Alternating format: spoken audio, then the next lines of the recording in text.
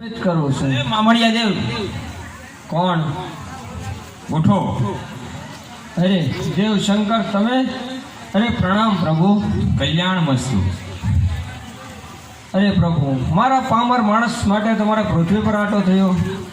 તમારી ભક્તિ જેવી હતી મામડિયા દેવ, એટલે મારે આવવું પડ્યું. કહો તમને શું દુઃખ છે? અરે પ્રભુ, માંગવા તો એક જ દુઃખ છે. જગત આખો મેળા મારે છે, મારે શેર માટેની ખોટ છે. જરૂર પૂરી થશે. હા તો પ્રભુ, મારે પુત્ર જોઈએ છે તમારા જેવો પ્રતાપી. અરે મામડિયા દેવ, શંકર કદી કોઈનો પુત્ર થયો નથી અને થવાનો પણ નથી. બીજી કોઈ આશા હોય તો કહો. નહીં પ્રભુ, મારે બીજી કોઈ આશા નથી.